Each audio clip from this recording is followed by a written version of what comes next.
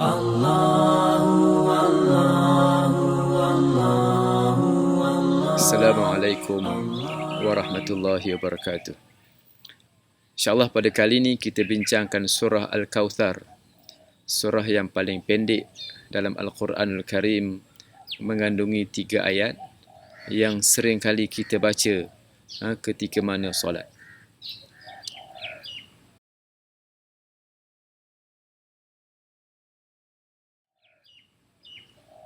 Senang penonton yang dirahmati Allah, surah Al-Kawthar ini walaupun pendek, tetapi ia mengandungi cukup banyak makna yang tersurat dan yang tersirat, yang boleh kita fahami dan kita keluarkan, kita bicarakan supaya boleh menjadi panduan kepada kita bersama.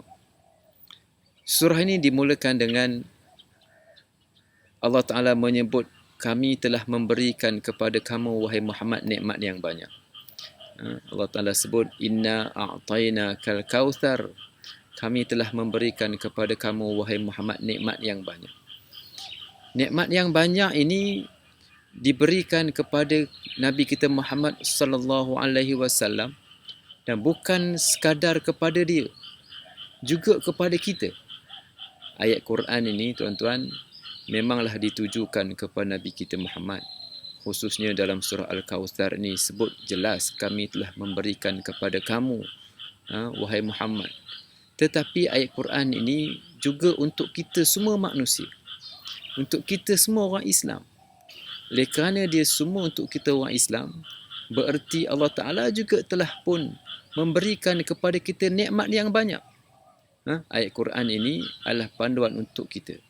Sebagaimana Allah Ta'ala memberikan kepada Rasulullah nikmat yang banyak, kita pun mendapat nikmat yang banyak di atas muka bumi ini, sehingga kita hidup selesa dengan apa yang kita ada sekarang ini.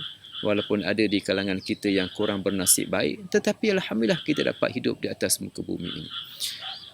Oleh kerana Allah Ta'ala yang memberikan segala nikmat kepada kita, kita kena menyedari dan menginsafi bahawa apa yang diberikan kepada kita adalah suatu kurniaan.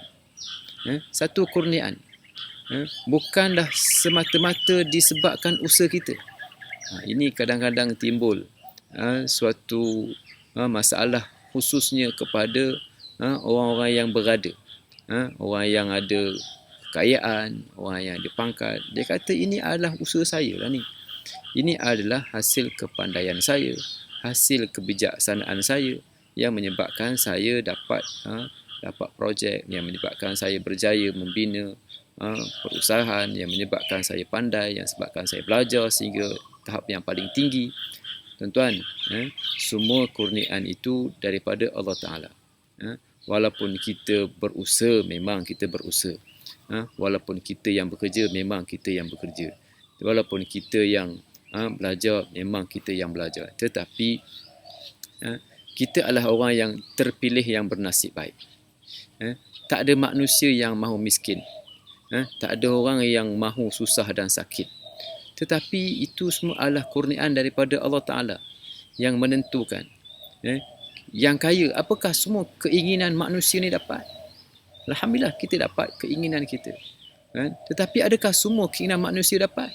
Tidak. Ada manusia yang nak sihat tapi sakit. Ada manusia yang nak kaya tapi miskin. Ada manusia yang nak pandai tapi tak apa-apa pandai. Ada manusia yang minta pandai dapat pandai. Ada manusia yang tak minta pandai dapat pandai. Semua ni nak bagi tahu adalah kelebihan kurniaan daripada Allah Ta'ala yang kita manusia tidak harus untuk membanggakan, mendabik dada. Ini tak betul. Mendabik dada, menunjukkan bahawa dialah hebat. Tak, Allah Ta'ala yang mengurniakan. Pada zaman universiti ataupun berada di sekolah dulu, ramai yang pandai, ramai yang hebat. Tetapi kan mungkin mereka tu kurang bernasib baik berbanding dengan dia yang masa sekolah dulu, masa universiti dulu taklah pandai mana, tidaklah hebat mana. Tetapi alhamdulillah Tuhan telah memberikan rezeki yang lebih kepada dia, walaupun tidaklah begitu baik keputusan peperiksaannya, tetapi dalam kehidupannya dia berjaya. Ini adalah satu kurniaan nikmat yang Allah Ta'ala berikan kepada kita yang perlu untuk disyukuri. Bukan dibanggakan, dimegah-megahkan, disebut-sebut kelebihan dia, kehebatan dia. Tak, ini yang perlu disyukuri. Boleh kita katakan inilah penyakit kepada orang yang ada ilmu, kepada orang yang ada harta, kepada orang yang ada pangkat, yang ada kedudukan. Inilah penyakitnya. Jadi orang yang tak sedar dengan penyakit ini, dia khawatiri diserang hendak. Diserang hendak oleh syaitan, diserang hendak oleh nafsunya, sehingga dia mengangkat dirinya bermegah-megah dengan kekayaan, kepandaian, kehebatan dan pangkat yang diperoleh.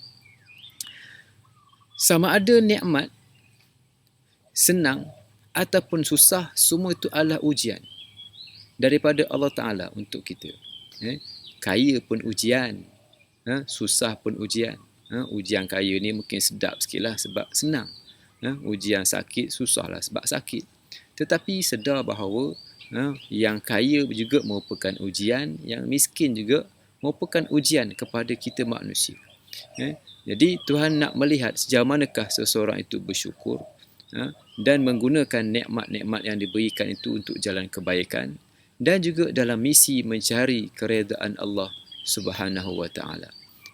Oleh kerana itu, cara yang Allah Ta'ala tunjukkan bagi menggunakan nikmat dengan jalan yang betul ialah Allah Ta'ala sebut fasalli li rabbika wanhar, dan banyakkanlah semayang. Fasalli ni banyakkanlah semayang, dan wanhar, dan semelihlah. Semelihlah ni boleh kita maksudkan di sini ialah dengan perbanyakkan sedekah. Kalau semelih sekadar pada bulan haji sahaja, korban itu, ibadat sembelihan itu ialah salah satunya.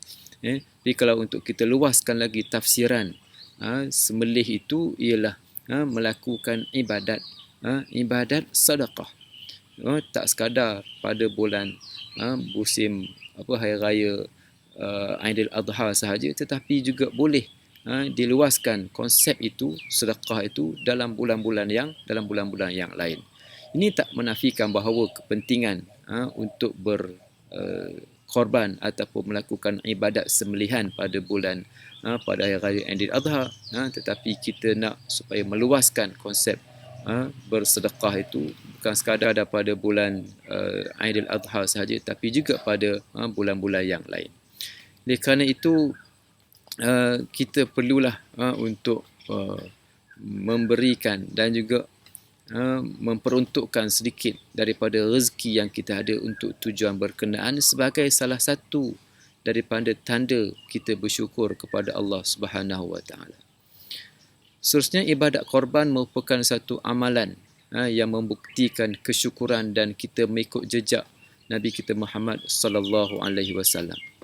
Seterusnya, ibadat korban merupakan satu amalan yang membuktikan kesyukuran dan mengikut jejak langkah Nabi dan Rasul yang terdahulu, bermula dengan Nabi Ibrahim AS dan seterusnya Nabi Ismail, dan diteruskan oleh Nabi kita Muhammad sallallahu alaihi wasallam.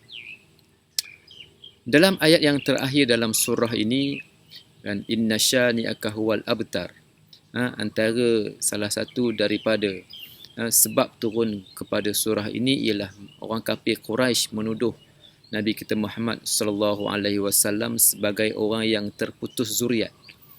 Sebagai orang yang terputus zuriat kerana baginda tidak mempunyai anak lelaki yang hidup. Anak baginda telah pun meninggal pada usia yang kecil, maka orang kafir menyebarkan dakwah bahawa Rasulullah al-abtar, yang terputus zuriat. Lalu Allah Ta'ala backup Nabi kita Muhammad. Yang terputus zuriat itu siapa dia? Orang yang membenci. Orang yang membenci baginda. Mereka itulah yang terputus. Inna syani'aka, sesungguhnya orang yang membenci kamu wahai Muhammad, merekalah yang terputus. Ini bermakna, tuan-tuan yang dirahmati Allah, dalam usaha nak melakukan kebajikan ini memang akan ada dakwah yang disebarkan.